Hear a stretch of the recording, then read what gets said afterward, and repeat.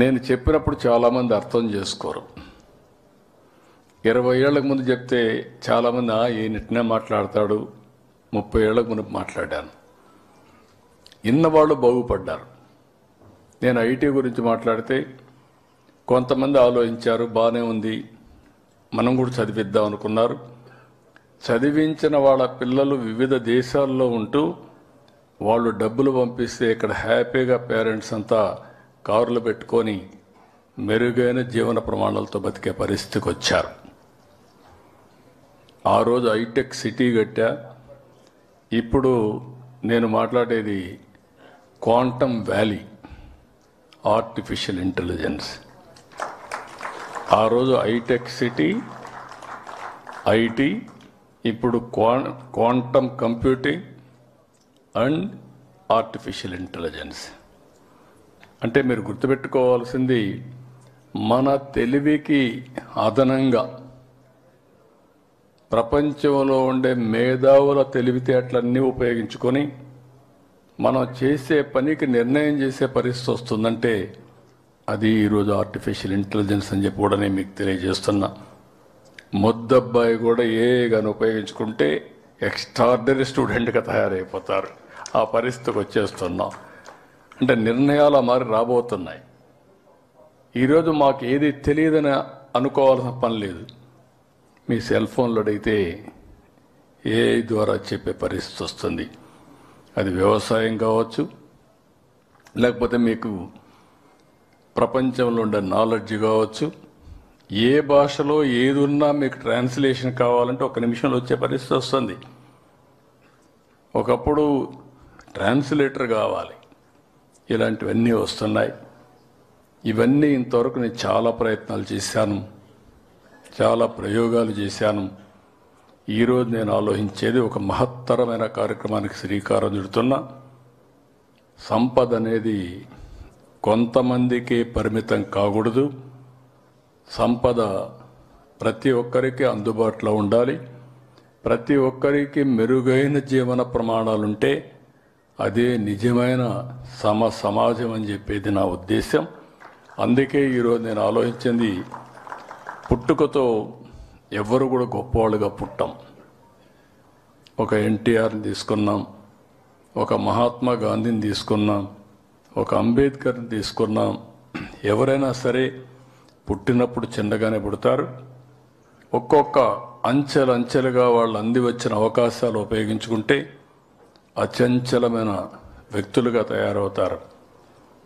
ఈరోజు మీరు చూస్తే ఒక్కొక్కసారి ఇలాంటి యుగ పురుషులకు కూడా ఆ సమయంలో అండగా నిలిచినటువంటి వ్యక్తులు ఉంటారు. ఈ విషయం మీరు గుర్తుపెట్టుకోవాలి. అందుకే నేను ఒక కార్యక్రమానికి శ్రీకారం చుడుతున్నా. మార్గదర్శి బంగారు కుటుంబం, P4 జీరో పావర్టీ. ఈరోజు సంపద సృష్టిస్తున్నాం.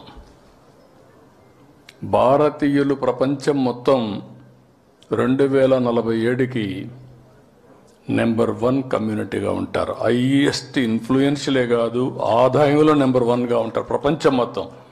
అమెరికాకి వెళ్ళండి, ఆస్ట్రేలియాకి వెళ్ళండి, ఇంగ్లాండ్కి వెళ్ళండి, జర్మనీకి వెళ్ళండి, కడాన జపాన్కి వెళ్ళండి. హైయెస్ట్ డబ్బులు సంపాదించే తెలివితేటలుండే ఏకైక జాతి భారతీయులని చెప్పి కూడా నేను మీకు తెలియజేస్తున్నా. అందులో నా స్వార్థం 30% తెలుగు వాళ్ళు ఉండాలని. అది నా కోరిక, నా ఆకాంక్ష. దానికోసం నేను పనిచేస్తున్నా. అదే సమయంలో ఆర్థిక సంస్కరణలు వచ్చాయి. నేను ఆ రోజు ఆర్థిక సంస్కరణలు అందిపుచ్చుకున్నాను. అనేక విషయాల్లో ముందుకు పోయాం.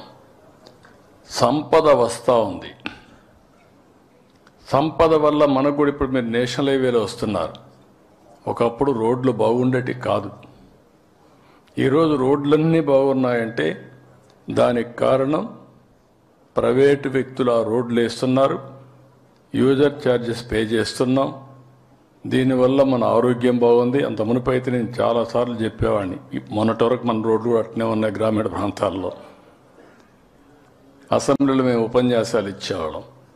పలాని రోడ్లో ఆడబిడ్డ ఎవరైనా డెలివరీ తీసుకపోతే హాస్పిటల్ తీసుకుపోయి మునిపే డెలివరీ అయిపోతుంది. అలాంటి రోడ్లు ఉన్నాయని చెప్పి ఉపన్యాసాలు ఇచ్చేవాళ్ళం. ఈరోజు నేషనల్ హైవేస్ మీరు చూశారు. ఒక చిన్న ఆలోచన 97, 98 ఆ ప్రాంతాల్లో నేను మలేషియాకి పోతే అక్కడ చిన్న బుడ్డ దేశం, 2 కోట్ల జనాభా, వాళ్ళ road east west corridor 8 lane road అప్పట్లో. మంది అప్పటికే 110 కోట్ల జనాభా, ఒక్క రోడ్డు లేదు. అప్పుడు ప్రధానమంత్రి గారు చెప్తే ఎట్లా చేయాలంటే ఒక్క రోడ్డు చూపిస్తా మీరు చూడమని నెల్లూరు నుంచి చెన్నై వరకు ఫస్ట్ రోడ్డు ప్రైవేట్ సెక్టర్లో మలేషియన్ కంపెనీ వేస్తే అక్కడి నుంచి ప్రారంభించి దేశం మొత్తం గోల్డెన్ క్వాడ్రిలేటరల్ రోడ్డు 5 ఏళ్లలో పూర్తయింది. శాశ్వతంగా ఆనాటి ప్రధానమంత్రి వాజ్పేయి గారిని గుర్తుపెట్టుకుంటాం. ఇది ఒక చరిత్ర. ఇలాంటి చాలా కార్యక్రమాలు జరిగాయి. దీనివల్ల కొంతవరకు అందరికీ లాభం జరిగినా కొంతమంది బాగా డబ్బులు సంపాదించారు. అందుకని నేను ఆలోచించింది, సమాజం వల్ల మీరు పైకి వచ్చారు, తిరిగి సమాజానికి మీరు ఇవ్వండి. మీతో పుట్టిన వారు ఇంకా పేదవాళ్ళుగా ఉన్నారు, వాళ్ళను కూడా పైకి తీసుకొచ్చే కార్యక్రమం సంపన్నులకు అప్పచెప్పాలి, ప్రభుత్వం మానిటర్ చేయాలి.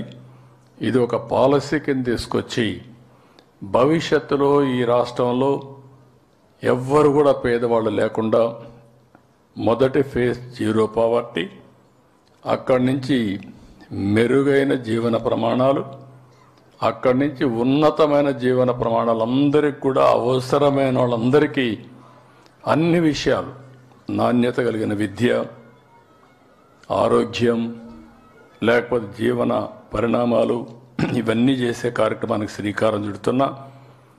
దీన్ని కానీ నేను చేయగలిగితే నా జీవితాశయం ఇది, నా లైఫ్ అంబిషన్, నా కోరిక. ఇది ప్రపంచానికి ఒక ఆదర్శం కావాలని. మనందరం మనుషులుగా పుట్టిన తర్వాత తెలివితేటలు వచ్చాయి, ఎన్నో ప్రయోగాలు చేశాం, ఇన్నోవేషన్స్ వచ్చాయి, టెక్నాలజీస్ వచ్చాయి, ఎన్నో బ్రేక్ త్రూస్ వచ్చాయి. అవన్నీ వచ్చిన తర్వాత ఇది మానవాళికి ఉపయోగపడాలి, మనుషులకు ఉపయోగపడాలి. మనతో పుట్టినవాడు ఇంకా తిండి లేదు అంటే, మనం పెద్ద పెద్ద ప్యాలెస్ల్లో ఉండి వాడికి ఇల్లు లేదు అంటే, ఇది సమాజం సిగ్గుపడాలి. అలాంటి కార్యక్రమానికి శ్రీకారం చుడుతున్నాను. ఇది జరిగితే నా జీవితం, నా జన్మ చరితార్థం అని చెప్పి మనస్ఫూర్తిగా ఆకాంక్షిస్తున్నాను. కొన్ని పనులు కొన్ని సమయాల్లో చేస్తూ ఉంటాం. ఆ సమయాలను లాజికల్గా తీసిపోయే పరిస్థితి రావాలి. ఒకప్పుడు ఇవన్నీ మాట్లాడితే ఊహాజనితంగా ఉండేటివి. ఇప్పుడు ఈ విషయాలు చేయడానికి అవకాశాలు వచ్చాయి. డబ్బులున్నాయి, టెక్నాలజీ ఉంది, ప్లానింగ్ చేయొచ్చు. దాన్ని అమలు చేయడం కోసం రాష్ట్రం మొత్తం ఏ ఊర్లో ఏం జరిగిందో రియల్ టైంలో తెలుసుకుని మళ్ళా రియల్ టైంలో మెసేజ్ ఇచ్చే పరిస్థితికి వచ్చాం. ఇది ఒక మాటలో చెప్పాలంటే ఇన్స్పైరింగ్ టైం. ఈ సంవత్సరం ఏదైతే నాగపణి శర్మ గారు చెప్పారో, శ్రీ విశ్వావసునామ సంవత్సరం, చిరస్థాయిగా ప్రపంచ చరిత్రలో ఉండే విధంగా తెలుగువారు చరిత్ర రాయాల్సిన అవసరం ఉంది. అదే P4, అదే మాదిరిగా 0 పావర్టీ, ఫైనల్గా ఆర్థిక అసమానతలు లేకుండా ఉండే వ్యవస్థ, అందరూ సమానంగా అందరికీ సమాన అవకాశాలు వచ్చే పరిస్థితి తీసుకురావాల్సిన అవసరం ఉంది.